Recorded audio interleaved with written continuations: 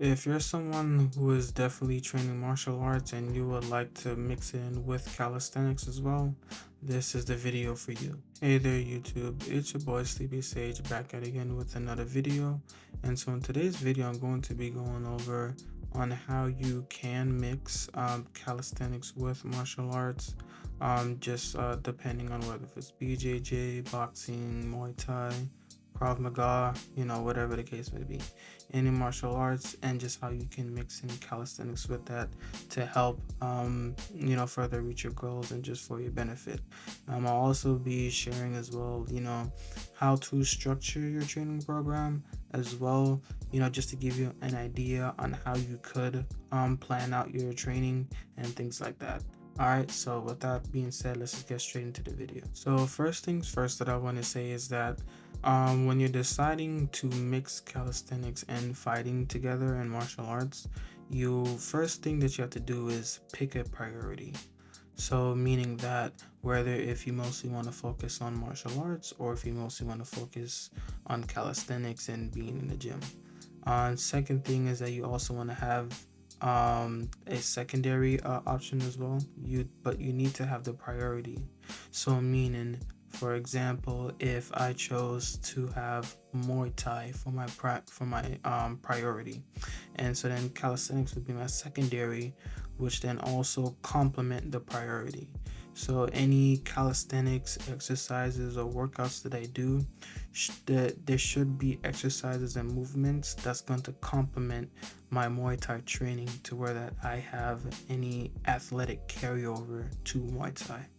So let's say, for example, that, say if I do one arm push-ups with calisthenics, that is an athletic carryover to Muay Thai, because Muay Thai is a striking sport, and I'm throwing punches. And for example, the one arm push up is simulating the movement of a punch, so there is a athletic carryover to it, and it's also helping me improve my strength as well as my fast twitch muscle fibers, my type 2A and 2B muscle fibers as well. And this is also going into my next point, that any calisthenics movement or exercise that you choose to put into your training program for your sport, there should always be a specific purpose for them.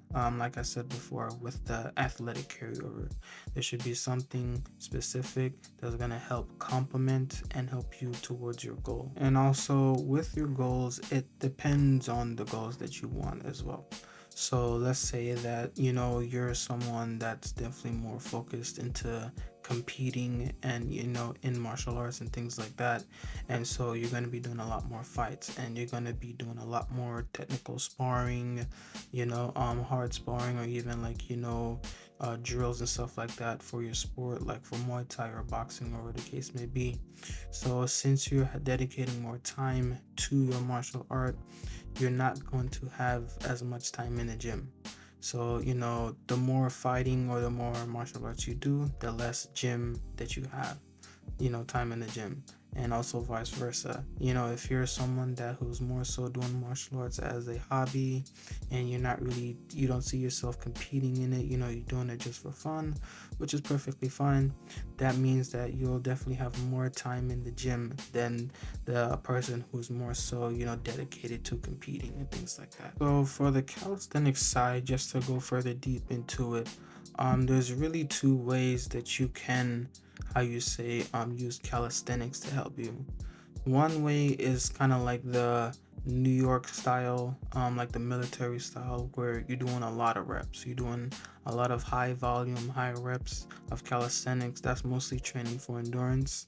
And then the other style, which I personally like myself, is the weighted calisthenics. That's more so dealing with strength. It improves your relative strength. It helps with your fast twitch muscle fibers as well. You definitely can get more explosive and a lot stronger off of weighted calisthenics alone, and that in itself can help you get a lot more stronger and even like a better looking physique. You get way more muscle mass and things like that. There's a lot of added on benefits to weighted calisthenics as well. And even with the high reps and like the military style, or like, guys who in New York that work out at the playground and stuff like that, that also has benefits too. It just more so depends on your goals, and those two ways are definitely the more efficient way that I see them, because one is set for endurance as well, and also another one is set to help you gain more relative strength, but also explosive strength as well. So another side note that I just want to say is that you can also learn calisthenic skills that do have athletic carryovers as well too. So two skills that I can definitely think of is the L-sit and the muscle up. One thing I will say about the L-sit is that it's definitely a good core exercise that definitely has a lot of transferable athleticism, because of the fact that you're developing and strengthening your hip flexors and also your core as well. The L-sit is definitely a calisthenic skill that I will recommend to learn, so that way you do have some athletic carryover into the other sports that you do. And the next one that I did also say is the muscle up. The thing about the muscle up is that you are also learning, you're getting a lot of like explosive strength from it. You're working your back, your biceps, your chest, your triceps, a little bit of your traps and things like that. You're definitely going to get a lot stronger back and definitely a lot more explosive strength, which are and you develop a more fast twitch muscle fibers and things like that with the muscle up. So those are the two skills that I would recommend doing, so that way you definitely more of an edge. So when you are training and you're setting up your program and you're doing your exercises, so there's two different ways to build muscle. I can definitely go deeper into this into another video, but basically just to break it down, there's your strength training and then there's also hypertrophy.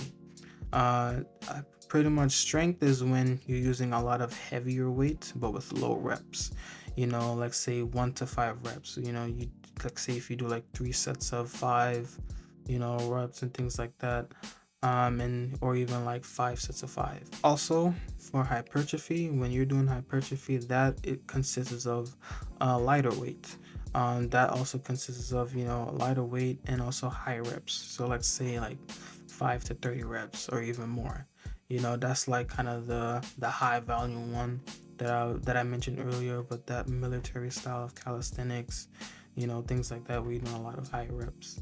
And so for your strength training specifically, like say if you're training for strength, using a lot of heavy weights, I would definitely recommend to go to the gym, like say at least 2 to 3 times per week for your strength training. And when you are doing your strength exercises, it's definitely good to probably have maybe 2 to 4 main strength exercises, as far as like when it comes to compound movements and lifts, like say for example your squat or your deadlift, or even say an overhead press. That is actually a very slept on exercise. Overhead press is like a really good exercise that can help really improve your overall strength and just your upper body strength. Now for hypertrophy is different. Yet again, with hypertrophy being like a lighter weight and you're doing more reps, I would also recommend working on 2 to 3 muscle groups for your hypertrophy workouts, or whatever, or whichever way you choose to structure it. So there's typically 2 ways that you can go about, like say doing a lot more reps than your strength training. You can go about doing it in 3 to 4 sets of 6 to 8 reps, or you can also do, let's say, like 4 to 5 sets of 8 to 12 reps. That's more so when you want to target like a specific, even when you want to target a specific muscle group, like say if you want like bigger shoulders, and you want to do a lot more, higher reps and things like that. You can definitely use those type of rep schemes to that way you can get bigger, a bigger muscle group specifically. So next would be your cardio. So as we all know that fighting is very heavily involved with cardio and things like that. So as far as like when it comes to conditioning for your cardio, you could definitely do some low intensity or even like say some high intensity exercises, but mostly focus on your low intensity cardio. You can probably do it for like maybe 30 to like 60 minutes or like an hour and things like that. Some of the stuff that you can do for cardio consists of jogging, cycling, incline treadmill walking, and also another one that a lot of people seem to forget about is jump roping. Jump roping is very good for the cardio. I have also personally experienced that when I started jump roping.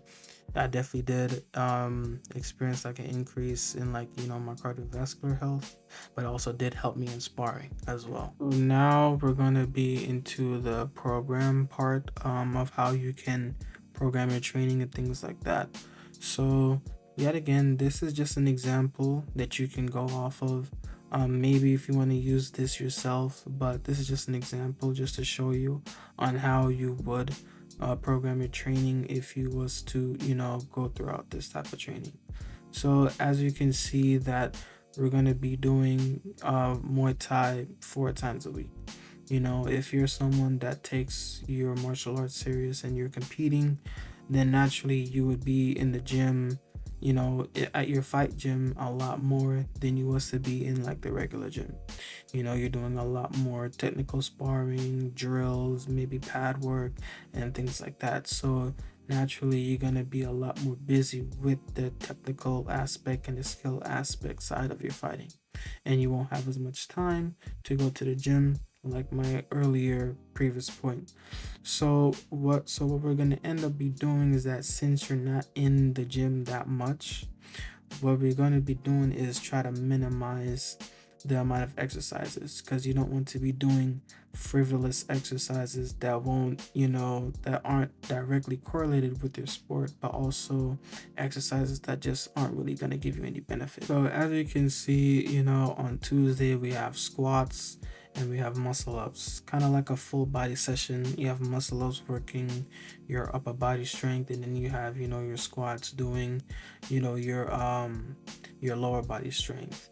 And then on the gym for Thursday, we're gonna have one arm push-ups, so you can get those stronger shoulders and things like that, and that L sit as well. So like I stated earlier before, that the L sit will help for Muay Thai or just in the gym, because you working those hip flexors, you're getting a stronger core, you're definitely getting that core activation and things like that.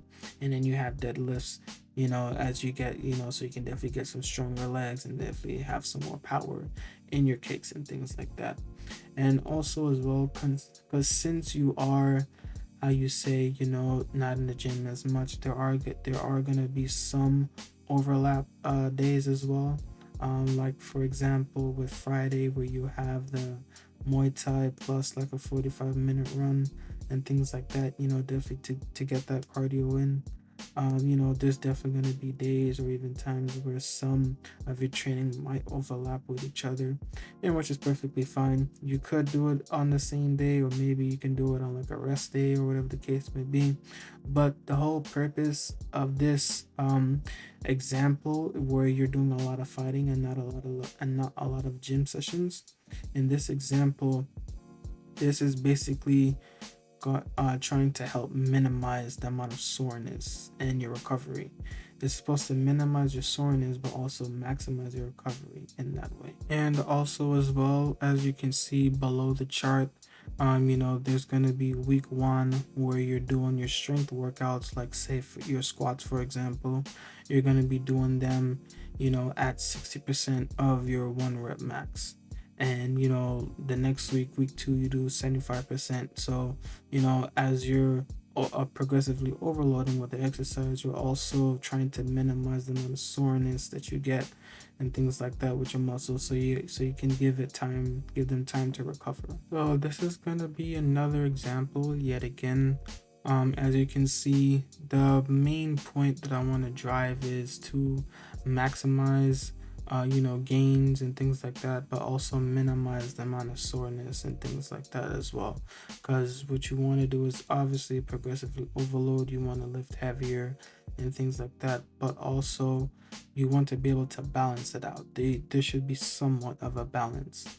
So with this example, as you can see that if you're boxing 3 times a week, then you have more time in the gym versus you going to Muay Thai 4 times a week, and then you can only go to the gym 2 times a week, so you don't really have that much exercises. But the more time that you have in the gym, the more time you have to incorporate some more exercises to where that it can benefit you in a way, to a degree as well. So yet again, as you can see, like say the days where we do have the gym, there's a mix of how you would say strength workouts, like your squats, and then you also have like your weighted dips, like I've said it, like I mentioned before, like those big, strong, heavy compound lifts and exercises. Your weighted dips are a compound exercise, and so is your weighted pull-ups and also your squats as well. And also, you do have a mix of, like say, high volume exercises like your pike push-ups to help, give you more endurance and, probably get some more bigger shoulders. And then even with the one arm push-ups, where you can get some more strength in your shoulders and also, your punches as well and things like that. And even with the muscle ups, that alone can help you get a lot more explosive strength as well. And then you have like the L set where you can get more core activation and get a stronger core and things like that. So yet again, like the earlier points that I've stated in the video, was that the more fighting that you're going to be doing, the less time you have in the gym. But the more gym that you're going to be doing, the less time that you have for fighting. And so that's kind of, there's always going to be trade-offs. That's kind of the main point that I want to drive, is that there's going to be trade-offs to where, because there has to be somewhat of a balance. Because if you're doing the gym 5 times a week and also, you're fighting 5 times a week, you're gonna burn out. You're gonna have like a lot of soreness. You're not really gonna be progressing in the gym that much. Maybe if you, especially if you're lifting heavy, but maybe if you're doing like light sessions in the gym, then you might be able to still get some gains, but you won't be maximizing it that much. So yet again, just the main point is that there's trade-offs with the activities and what you prioritize in your training when you're structuring your program. And also as well, like the previous example that I had, below the chart, you can see that, you want to try to plan out and definitely progressively overload with your lifts, your heavy compound lifts and your strength workouts. Week 1, you're doing 70% of your 1 rep max, and then week 2 you're doing 80%, and just keep progressively overloading and things like that. And so that's pretty much it. That has been the video. Let me know in the comments as well that if this video has helped you in any sort of way. And that's basically it. I hope you enjoyed this video. Don't forget to like, share, comment, and subscribe, and I'll see you on the next one. Peace.